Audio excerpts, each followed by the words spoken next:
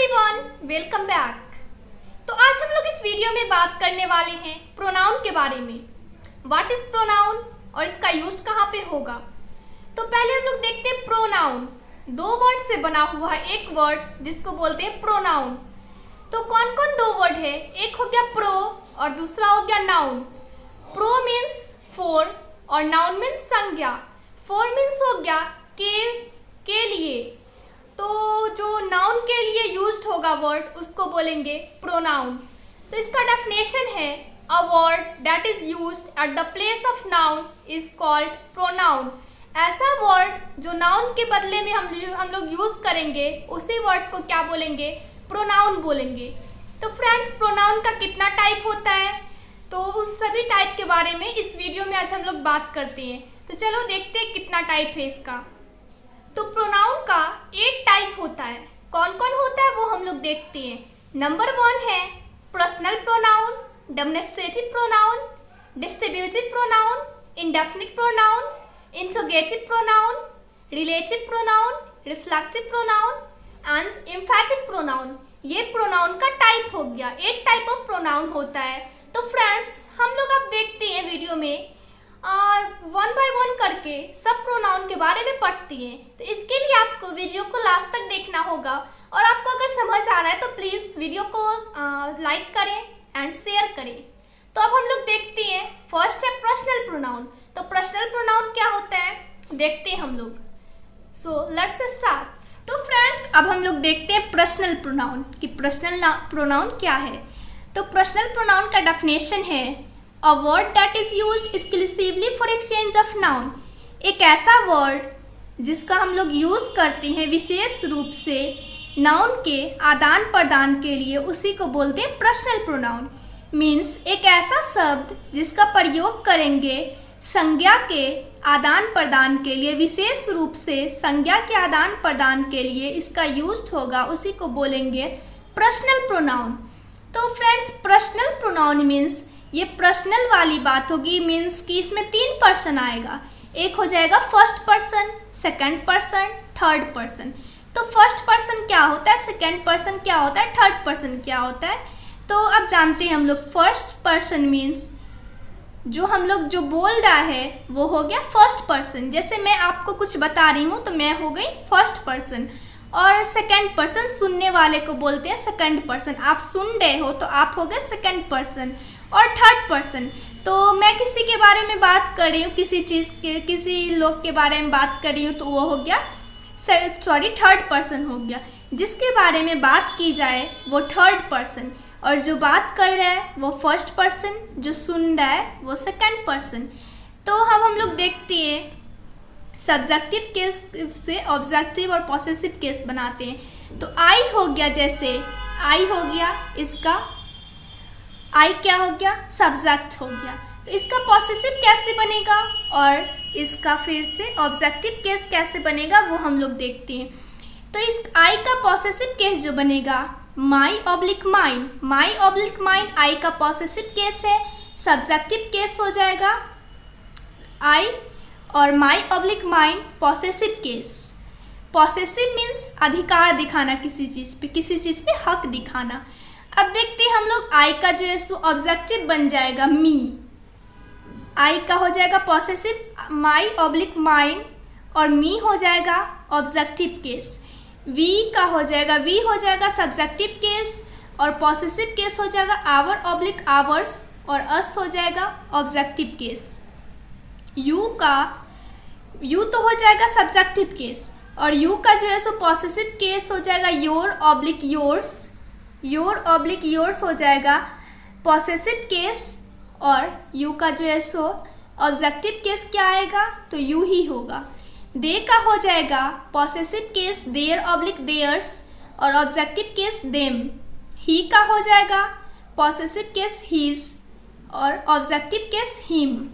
सी का objective case हो गया सी का जो है सो पॉसेसिव केस होगा हर ऑब्लिक हर्स और ऑब्जेक्टिव केस हो जाएगा हर। सी तो हो गया सब्जेक्टिव केस और सी का जो है सो अगर पॉसेसिव केस बनाएंगे तो हर ऑब्लिक हर्स बनेगा और ऑब्जेक्टिव केस क्या बनेगा तो हर बनेगा। इट का हो जाएगा, इट तो हो गया सब्जेक्टिव केस, और इट का अगर हम लोग पॉसेसिव केस बनाएंगे तो इट्स होगा पॉसेसिव केस में इट्स।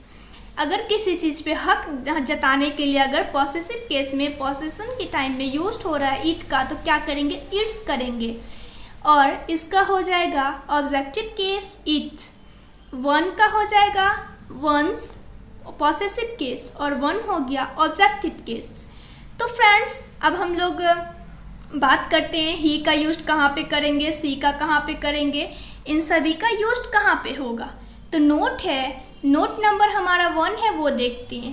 तो नोट नंबर 1 है जो वो बोल रहा है he is used for male, he का जो यूज होता है मेल के लिए होता है ही का यूज। एग्जाम्पल क्या है, एग्जाम्पल से हम लोग समझते हैं I think he was Shyam, शायद वो श्याम है, मैं ऐसा सोच रही हूँ शायद वो श्याम है। तो हो गया श्याम के लिए यूज किस चीज़ का हो रहा है, ही का यूज किए, मैं सोच रही हूँ कि वो श्याम है। तो श्याम हो गया बॉयज़, बॉयज़ के लिए किस चीज़ का यूज़ करेंगे, मेल के लिए, तो ही का। सेकेंड है अभी example I have a brother he is an engineer, मेरा एक भाई है और वो इंजीनियर है। तो ही इज़ एन इंजीनियर अपने भाई के लिए यूज किए ही का, तो मेल हो गया, तो मेल के लिए ही का यूज हुआ। अब हम लोग देखते हैं नोट नंबर जो 2 है वो है she is used for female, सी का जो यूज होता है फीमेल के लिए होता है सी का यूज, सी का यूज करते हैं फीमेल के लिए। इसका एग्जाम्पल है I have a sister she is a doctor, मेरी एक बहन है वो डॉक्टर है, सी इज़ अ डॉक्टर। तो सिस्टर के लिए यूज किए सी का, तो सी इज़ अ डॉक्टर, वो डॉक्टर है। पॉइंट नंबर 3 है, नोट नंबर 3 है it is use to mention day date time month year. It का जो यूज होता है वो मेंशन करने के लिए होता है किस चीज़ को, डे को, डेट को, टाइम को, मंथ को, ईयर को। Day date time month year इन सभी को अगर मेंशन करेंगे तो इट से करेंगे। एग्जाम्पल है इट इज़ मंडे, मंडे है, it is July, it is Monday, it is जुलाई। तो डे के लिए यूज किए इट का, मंथ के लिए किए इट का यूज।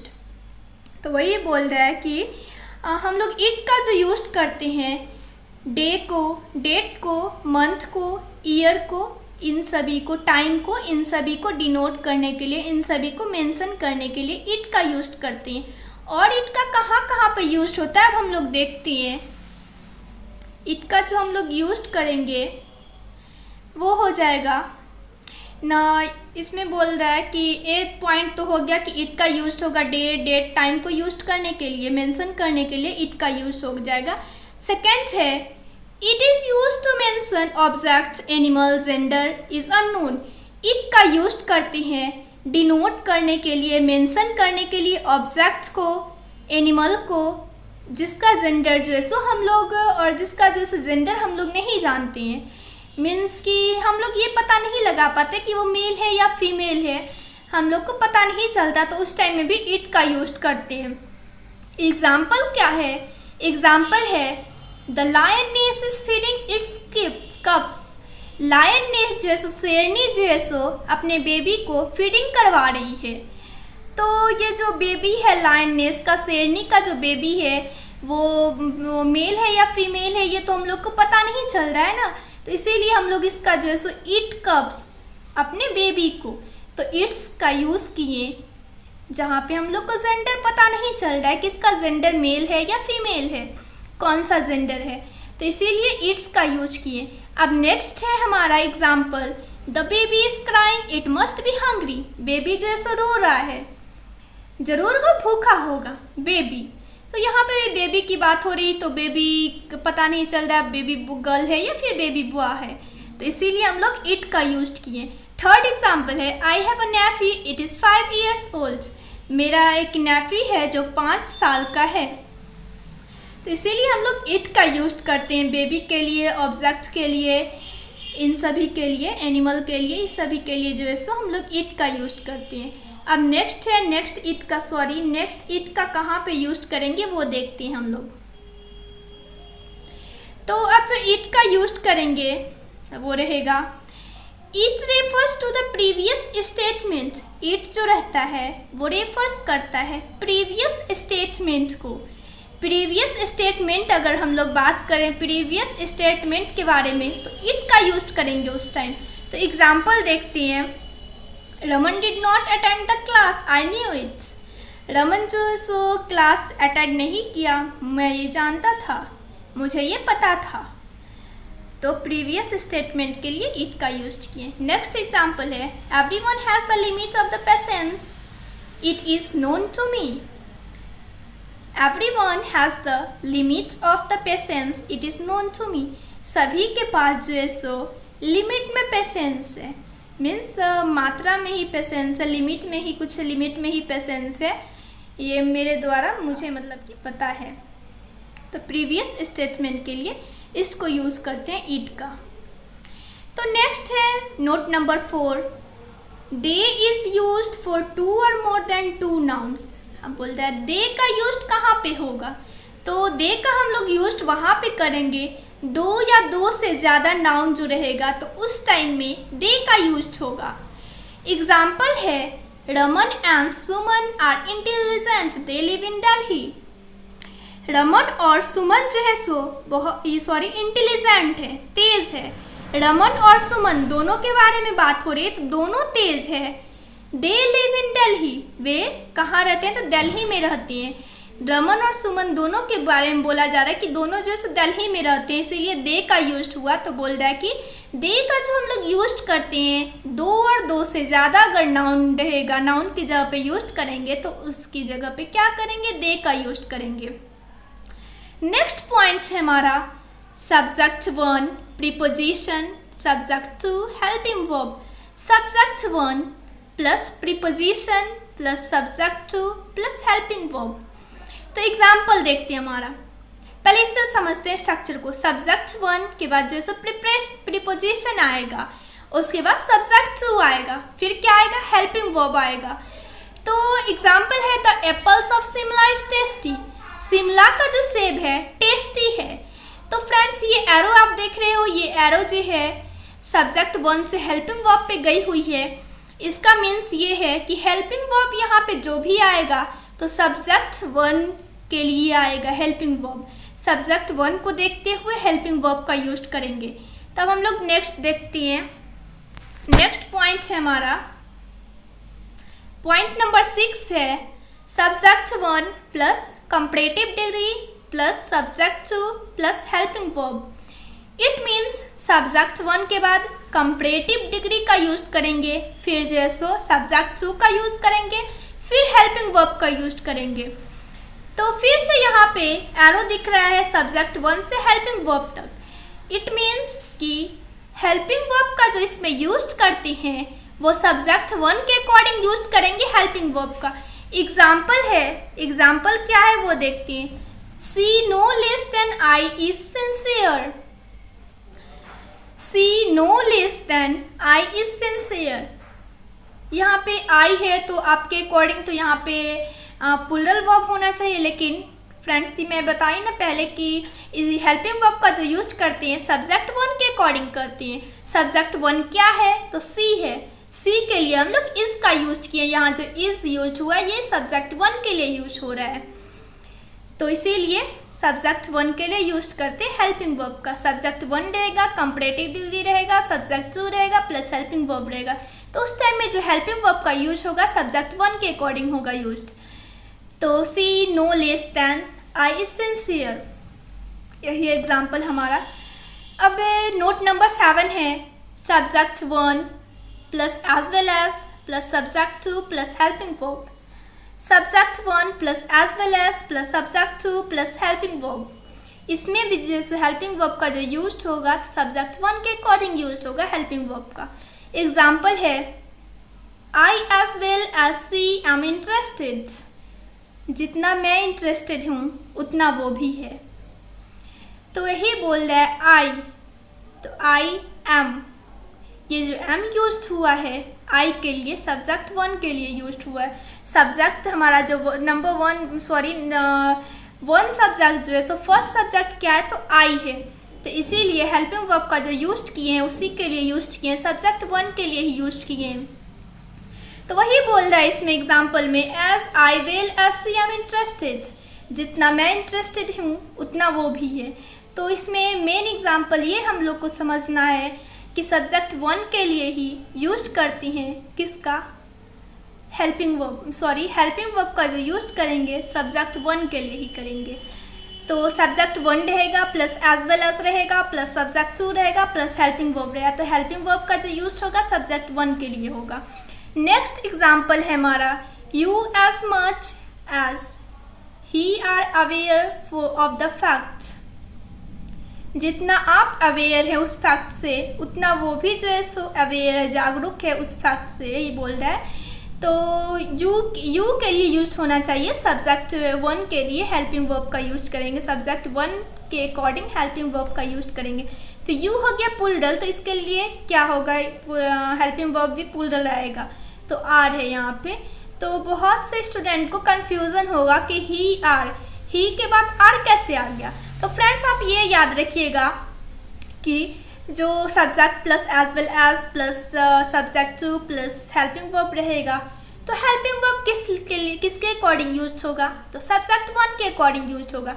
दो सब्जेक्ट रहेगा उसमें अगर किसी सेंटेंस में, तो उस सेंटेंस में जो हेल्पिंग वर्ब का यूज करेंगे तो किसके लिए यूज करेंगे, जो सब्जेक्ट 1 फर्स्ट में रहेगा उसी के लिए हम लोग हेल्पिंग वर्ब का यूज करेंगे।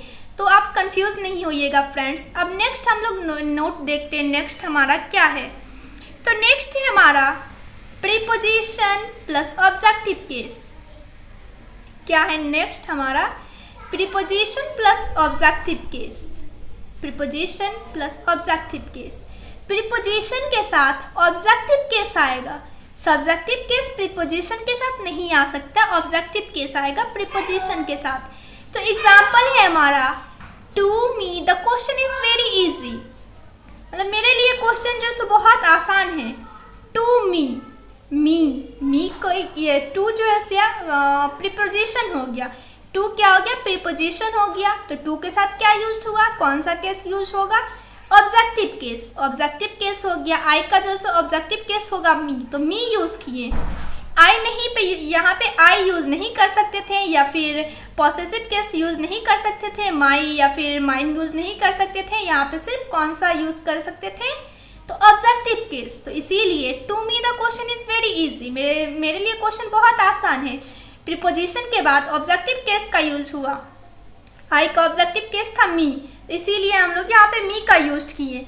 अब नेक्स्ट एग्जाम्पल है हमारा, देखते हैं, with her the team is fine, उसके द्वारा मतलब उसके लिए टीम जो है सो फाइन है।